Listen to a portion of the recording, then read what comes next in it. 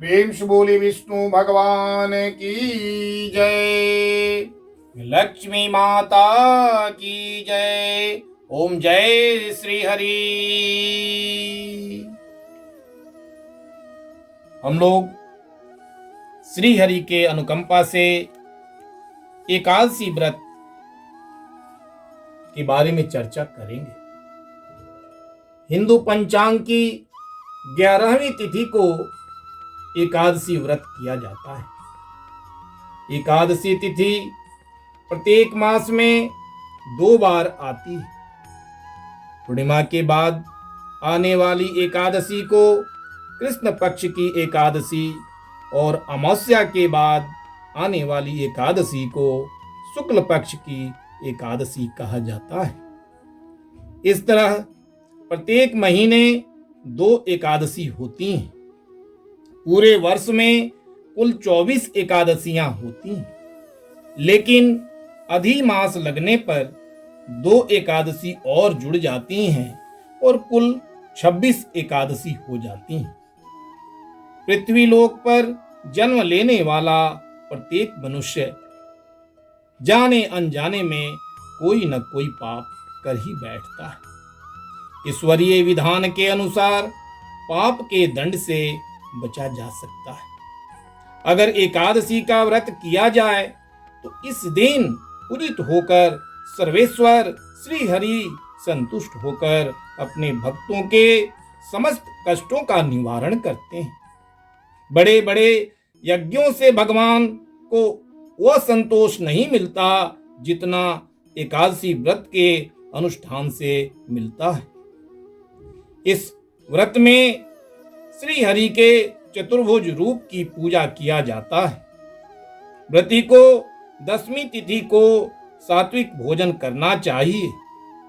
मन से भोग विलास की भावना त्याग कर भगवान विष्णु श्री हरि का स्मरण करना चाहिए। एकादशी के दिन सुबह जल्दी उठकर स्नान आदि से निवृत्त होकर स्वच्छ वस्त्र धारण करना चाहिए। यदि पीला वस्त्र हो तो उसे पहनना अत्यंत शुभ रहेगा, क्योंकि पीला रंग भगवान विष्णु को अति प्रिय है। पूजन स्थल को साफ कर लें। उसके उपरांत एक चौकी पर लाल अथवा पीला कपड़ा बिछा लें और उसके ऊपर भगवान विष्णु और माता लक्ष्मी की प्रतिमा अथवा चित्र फोटो स्थापित कर लें। गंगा जल पुष्प हाथ में लेकर एकादशी व्रत का संकल्प करें। पीले फल फूल नैवेद्य, पान सुपारी लौंग इलायची दही आदि जो आपके पास उपलब्ध हो उससे भगवान विष्णु और लक्ष्मी की पूजा करें। विष्णु भगवान को आप जनेऊ आदि भी अर्पित करें। ध्यान रहे कि भगवान विष्णु को तुलसी दल अवश्य ही अर्पित करें।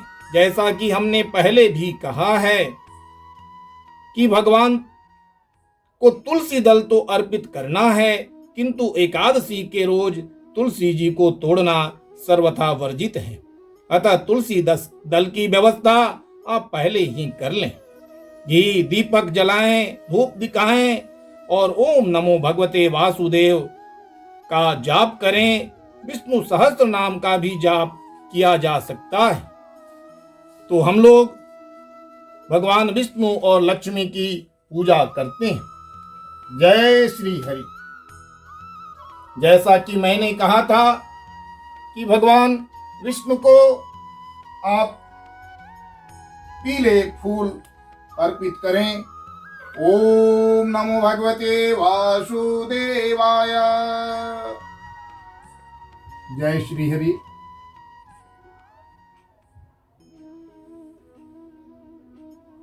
जय माता लक्ष्मी।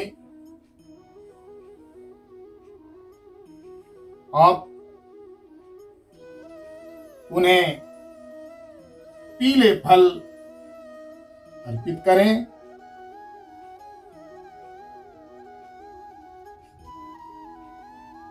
घर में बना नैवेद्य हो तो सर्वश्रेष्ठ है। भगवान विष्णु के लिए आप नैवेद्य अर्पित करें। जैसा कि मैंने कहा था कि आप इलायची भी भगवान को अर्पित करेंगे। भगवान को आप लौंग भी अर्पित करें। ओम नमो भगवते वासुदेवाय।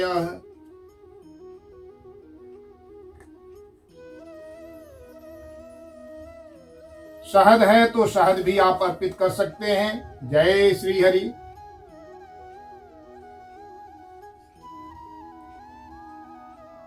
भगवान के ऊपर आप इत्र भी लगा सकते हैं।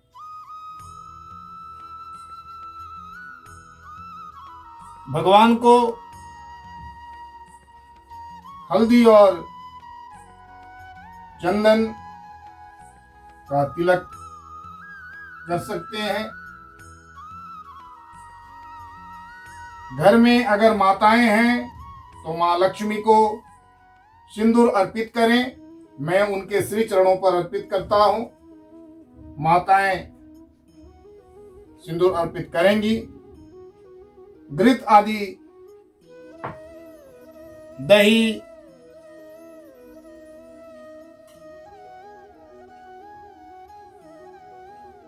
और आप भगवान विष्णु को जनेऊ अर्पित करेंगे, किंतु ध्यान रहे कि उसमें हल्दी भी लगा दें।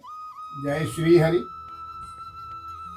जैसा कि हमने कहा था कि भगवान विष्णु को तुलसी दल पवित्र मन से चढ़ाना चाहिए। इन्हें सर्वप्रिय हैं। जय श्री हरि।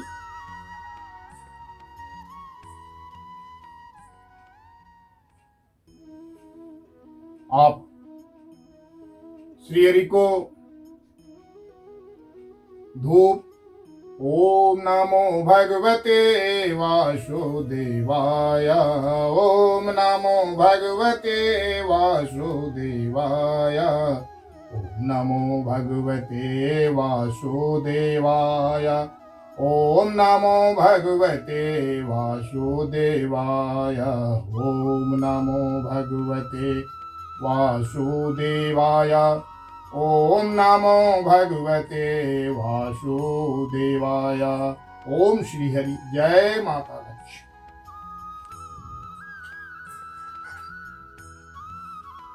आप श्री हरि को दीप भी अर्पित करेंगे। कथा के उपरांत आरती भी करनी होती है। ओम नमो भगवते वासुदेवाय। ओम नमो भगवते वासुदेवाय। ओम नमो भगवते वासुदेवाय। ओम नमो भगवते वासुदेवाय। ओम श्री हरि। जय माता लक्ष्मी।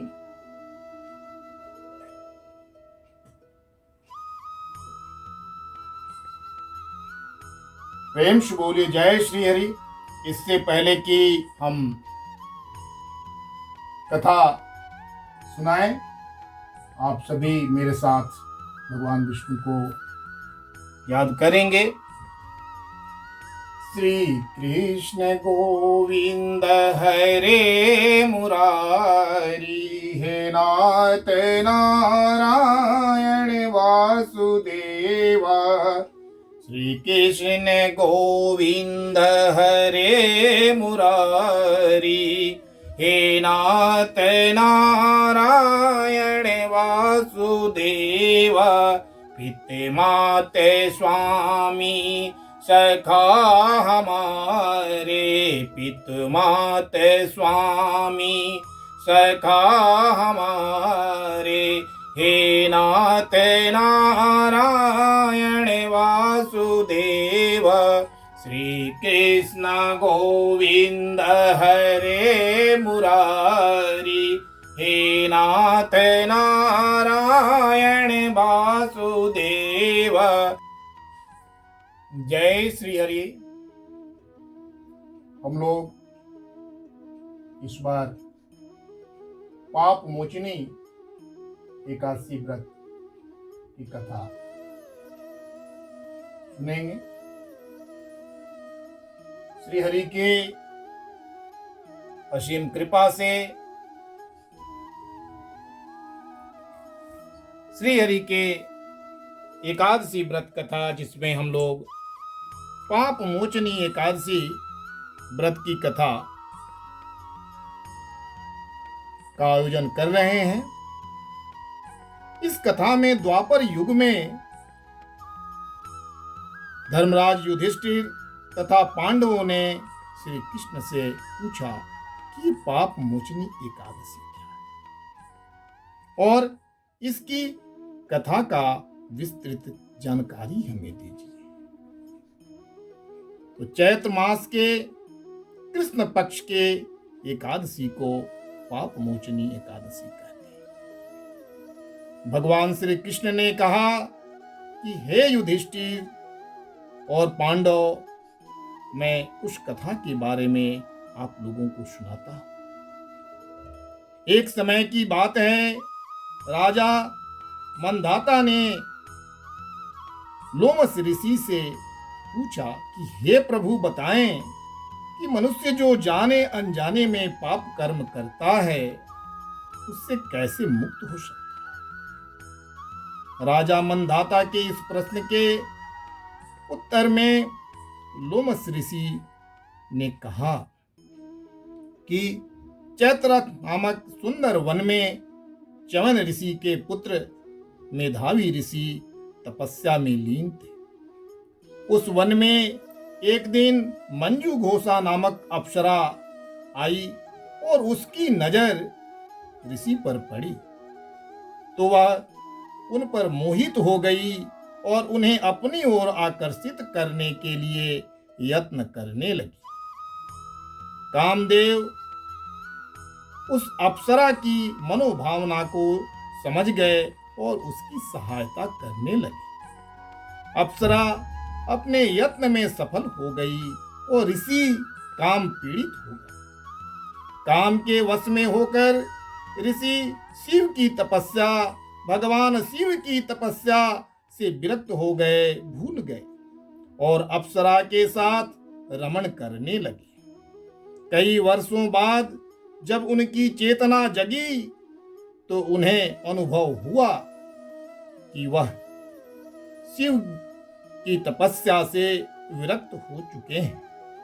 उन्हें तब उस अप्सरा पर बहुत क्रोध आया और तपस्या भंग करने का दोषी मानकर ऋषि ने अप्सरा को पिशाचनी होने का श्राप दे दिया। श्राप से दुखी होकर वह ऋषि के पैरों पर गिर पड़ी और श्राप से मुक्ति के लिए अनुनय विनय करने लगी। अप्सरा की याचना से द्रवित होकर मेधावी ऋषि ने उसे विधि सहित चैत्र मास के कृष्ण पक्ष की एकादशी, जिसे पाप मोचनी एकादशी कहते हैं, का व्रत करने के लिए कहा।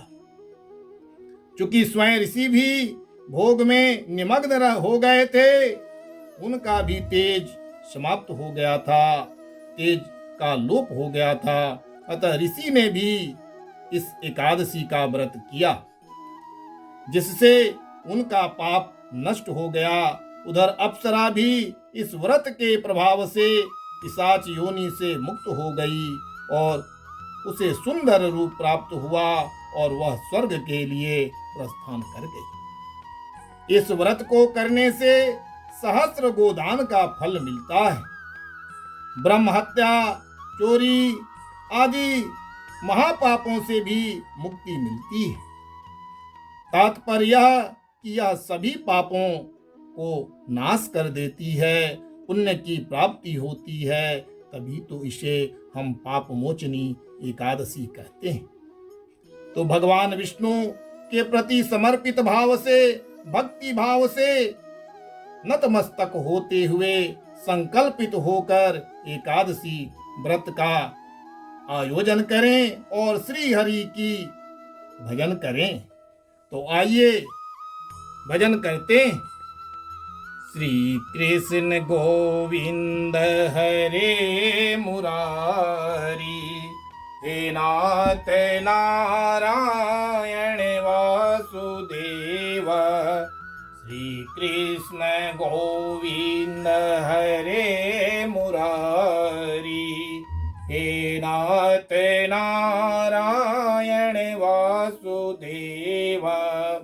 पितमात स्वामी सखा हमारे, पितमात स्वामी सखा हमारे, हे नाथ नारायण वासुदेव।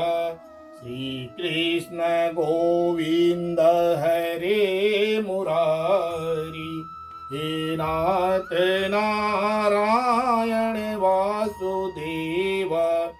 हरि अनंत, हरि कथा अनंता। हमें जो श्री हरि का आदेश हुआ, हमने पाप मोचनी एकादशी व्रत कथा आपके समक्ष प्रस्तुत किया। इसे स्वयं अपने परिवार के साथ, इष्ट मित्रों के साथ सुने और भगवान श्री हरि की प्रार्थना करें, भजन करें। प्रेम से बोलिए जय श्री हरि, जय श्री हरि, जय श्री हरि। लक्ष्मी माता की जय।